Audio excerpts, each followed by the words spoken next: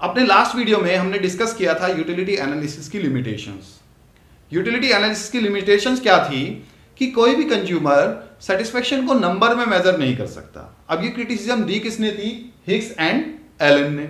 Hicks and Allen ने कहा कि सेटिस्फेक्शन को कभी भी नंबर्स में नहीं नापा जा सकता, हम ऑर्डर या रैंक दे सकते हैं। हम ये तो बता सकते हैं कि ये कमोडिटी मुझे ज्यादा सेटिस्फेक्शन देती है या कोई पर्टिकुलर कमोडिटी मुझे कम सेटिस्फेक्शन देती है, लेकिन कितना देती है एग्जैक्टली ये हम नहीं बता सकते। हिक्स ने इस थ्योरी को कहा ordinal theory of consumer behaviour. अगर हम सेटिस्फेक्शन को मेजर करने की बात करें, कंज्यूमर इक्विलिब्रियम की बात करें, तो हिक्स ने एक टूल दिया है, that is indifference curve analysis. आज के इस वीडियो में हम इंडिफरेंस कर्व ही पढ़ने वाले हैं। मेरा नाम है तरुण और आप है मेरे चैनल क्रिएटिव इकोनॉमिक्स पर।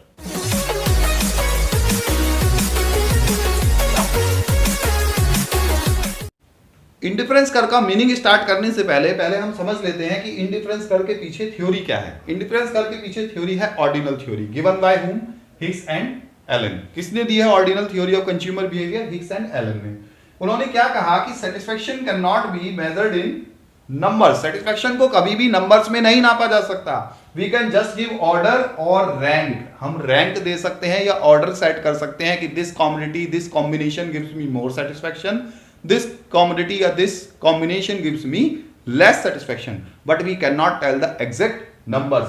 इसी थ्योरी को हिक्स ने ऑर्डिनल थ्योरी कहा है। For example commodity A gives me more satisfaction, I can tell this statement surely, मैं ये स्टेटमेंट क्लियर कह सकता हूँ। या commodity B gives me less satisfaction, ये भी मैं बता सकता हूँ, लेकिन how much in numbers I can not tell. और जब हम सेटिस्फेक्शन को नंबर्स में मेजर नहीं करते हैं तो उस थ्योरी को हम क्या कहते हैं?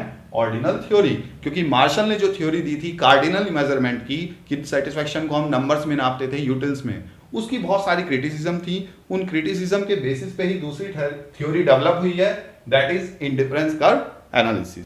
अब हम बात करते हैं कि इंडिफरेंस कर्व होता क्या है, व्हाट इज इंडिफरेंस कर्व। तो इंडिफरेंस कर्व, पहली बात तो आपको याद रखना है, इंडिफरेंस का मीनिंग क्या होता है? No difference, there is no difference. यानी कि इस कर्व के सभी पॉइंट पर जो सेटिस्फेक्शन मिलेगा कंज्यूमर को वो इक्वल मिलेगा। All the points on an indifference curve shows equal satisfaction, that is why it is also called equal satisfaction curve. अब इंडिफरेंस कर्व शो क्या करता है? It shows different combinations of two goods x and y. दो goods को show करता है जो एक कंज्यूमर खरीदने वाला है, एक्स एंड वाई। यानी कि ये जो कर्व है ये कंज्यूमर इक्विलिब्रियम को तो दिखाएगा, लेकिन कौन सा केस दिखाएगा? Two commodity case. Single commodity case को इंडिफरेंस कर्व शो नहीं करता है, टू कॉमोडिटी केस को शो करता है। Indifference curve is a curve that shows different combinations of two goods. कौन सी टू गुड्स हैं? X and y. That gives same level of satisfaction to a consumer. यानी कि एक इंडिफरेंस कर्व जब हम फॉर्म करेंगे तो उसके सभी पॉइंट्स पर कंज्यूमर को इक्वल सेटिस्फेक्शन मिलेगा। ऐसा कर्व जब हम फॉर्म करेंगे तो उस कर्व को कहेंगे इंडिफरेंस कर्व।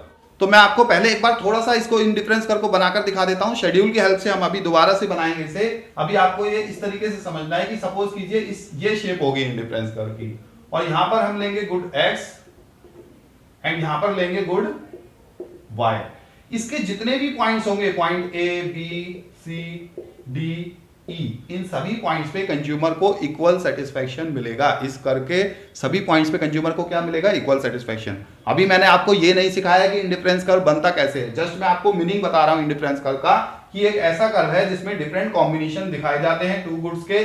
कौन सी टू गुड्स के? एक्स एंड वाई के, जो सारे पॉइंट्स पर इक्वल सेटिस्फेक्शन को शो करता है। ऐसे कर्व को हम इंडिफरेंस कर्व कहेंगे। अब हम देखते हैं इंडिफरेंस कर्व बनता कैसे है। इंडिफरेंस कर्व को बनाने के लिए हमें जरूरत पड़ती है इंडिफरेंस शेड्यूल की। इंडिफरेंस शेड्यूल क्या है? Indifference schedule is a table that shows different combinations of two goods x and y that gives same level of satisfaction to a consumer. Indifference schedule क्या है? एक टेबल है जो अलग अलग कॉम्बिनेशन शो करता है एक्स और वाई गुड्स के, जो एक कंज्यूमर को इक्वल सेटिस्फेक्शन देते हैं। वो कर्व था, ये टेबल है। इस टेबल की हेल्प से ही हम बनाएंगे। तो सपोज करिए कि एक कंज्यूमर फर्स्ट कॉम्बिनेशन जो खरीद रहा है दोनों गुड्स का, वो है 10 units of X and 100 units of Y. इन दोनों को कंज्यूम करके उसको कोई सेटिस्फेक्शन लेवल मिल रहा है, हमें नहीं पता कितना मिल रहा है, we can not measure in numbers. अब वो चाहता है अगर बी एक्स की कॉमोडिटी को बढ़ाना, तो बी कॉम्बिनेशन अगर उसने कर दिया एक्स को 20, अब वो एक्स की 10 की जगह कितनी यूनिट्स खरीदना चाहता है? 20। ठीक है, तो इक्वल सेटिस्फेक्शन पे रहना है उसको। अगर इसको कम नहीं करेगा और इसको बढ़ा देगा तो सेटिस्फेक्शन तो ज्यादा हो जाएगा। तो इसको बढ़ाने के लिए उसको y को क्या करना पड़ा, कम करना पड़ा। सपोज इसको कर दिया उसने 70, कितना कर दिया इसको 70, ठीक है। इसमें गेन कितने का हुआ उसे 10 का, और इसमें लॉस कितने का हो रहा है 30 का। उसके बाद अगर 10 यूनिट्स और बढ़ाना चाहता है वो x की कितनी यूनिट्स और बढ़ाना चाहता है 10 यूनिट्स, 20 से करना चाहता है 30, तो y को उसे सैक्रिफाइस करना पड़ेगा। y का उसने कर दिया 70 से 50। यहां पर गेन कितने का ले रहा था वो x में 10 का, y में सैक्रिफाइस कितने का कर रहा है अब 20 का। आप कहेंगे ऐसे क्यों हो रहा है, ये मैं अभी बताऊंगा आपको। ये होता है मार्जिनल रेट ऑफ सब्स्टिट्यूशन की वजह से, जो हम नेक्स्ट वीडियो में डिस्कस करेंगे। अभी हमें केवल ये सीखना है कि इंडिफरेंस कर्व बनता कैसे और शेड्यूल क्या होता है, इसकी शेप ऐसी क्यों होती है, ये हम डिस्कस करेंगे नेक्स्ट वीडियो में, ठीक है। उसके बाद अगर वो लास्ट कॉम्बिनेशन 30 से 40 करना चाहता है, किसको x को, तो उसने कितने का गेन लिया है 10 का, तो अब y को उसने कर दिया कम करके 40। यहां नुकसान कितने का हो रहा है उसे -10, यानी कि every time to increase the consumption of x by 10 units he has to sacrifice y at a diminishing rate। पहले y की 30 यूनिट्स दे रहा था, वो 100 से 70 किया, देखो। फिर दे रहा था 20 यूनिट्स, 70 से 50 किया है, 20 का सैक्रिफाइस किया है।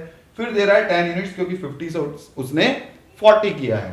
यानी कि every time to increase the production of x to increase, यानी कि every time to increase the consumption of x, sacrifice of y has to be made at a diminishing rate। y का sacrifice किस rate से कर रहा है वो diminishing rate से। ऐसा क्यों कर रहा है, इसके पीछे एक रीजन है, और वो रीजन होता है मार्जिनल रेट ऑफ सब्स्टिट्यूशन। वो वीडियो आपको नेक्स्ट वीडियो में मैं बताऊंगा, मार्जिनल रेट ऑफ सब्स्टिट्यूशन।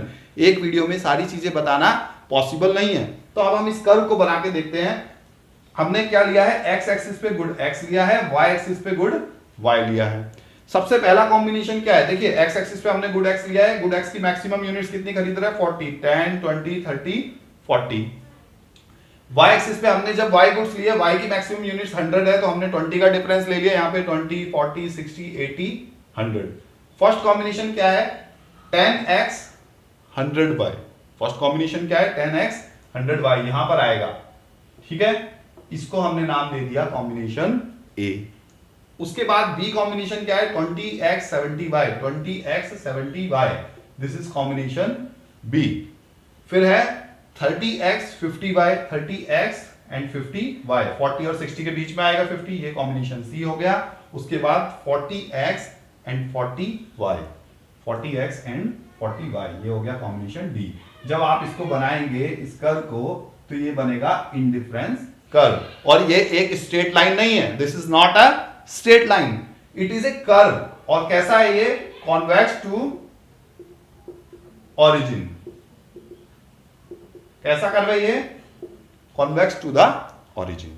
क्यों है कॉन्वेक्स टू द ऑरिजिन, क्योंकि x को बढ़ाने के लिए, x का कंजम्पशन बढ़ाने के लिए y का सैक्रिफाइस डिमिनिशिंग रेट से कर रहा है कंज्यूमर, और जिस रेट से y को सैक्रिफाइस करता है उसे हम मार्जिनल रेट ऑफ सब्स्टिट्यूशन कहते हैं। मार्जिनल रेट ऑफ सब्स्टिट्यूशन क्या होता है ये मैं आपको नेक्स्ट वीडियो में बताऊंगा। आज केवल हमने इंडिफरेंस कर्व बनाना सीखा है, इंडिफरेंस शेड्यूल बनाना सीखा है, कि जैसे जैसे x का कंजम्पशन बढ़ाते हैं y का कम करते हैं, ठीक है। तो हमें सेटिस्फेक्शन इन सारे पॉइंट्स पे A, B, C and D, all these points give equal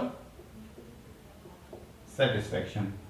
और एक चीज आपको याद रखनी है, अगर इक्वल सेटिस्फेक्शन पे रहना है कंज्यूमर को, तो एक का कंजम्पशन बढ़ाएगा तो दूसरे का कम करना पड़ेगा।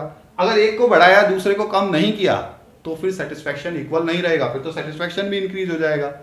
समझ में आ रही ना बात। सपोज कीजिए कि ये कॉमोडिटी एप्पल है और यहां पर ऑरेंज है। मैं एप्पल का कंजम्पशन बढ़ा रहा हूं, ऑरेंज को कम नहीं कर रहा, तो मेरा ओवरऑल सेटिस्फेक्शन बढ़ेगा। लेकिन मैं अगर एप्पल को ज्यादा कंज्यूम कर रहा हूं, एप्पल को ज्यादा कंज्यूम कर रहा हूं, ऑरेंज को कम कंज्यूम कर रहा हूं, तो सेटिस्फेक्शन मेरा सेम रहेगा। ये सारे पॉइंट्स इक्वल सेटिस्फेक्शन को शो करते हैं। बस ध्यान देने वाली बात क्या है कि गुड x को बढ़ाने के लिए गुड y का जो सैक्रिफाइस किया जा रहा है वो डिमिनिशिंग रेट से किया जा रहा है। डिमिनिशिंग रेट से क्यों करता है, कॉन्वेक्स क्यों होती है इंडिफरेंस कर्व की शेप, ये जानेंगे हम नेक्स्ट वीडियो में। मार्जिनल रेट ऑफ सब्स्टिट्यूशन की बात करेंगे, स्लोप ऑफ इंडिफरेंस कर्व की बात करेंगे, उसमें हम जानेंगे। ठीक है, आज के लिए इतना काफी है। अगर वीडियो अच्छा लगा है तो लाइक का बटन जरूर प्रेस कर दीजिए। चैनल को अभी तक सब्सक्राइब नहीं किया तो सब्सक्राइब जरूर कीजिए, जिससे लेटेस्ट इंफॉर्मेशन आपको मिल सके। Thanks for watching creative economics.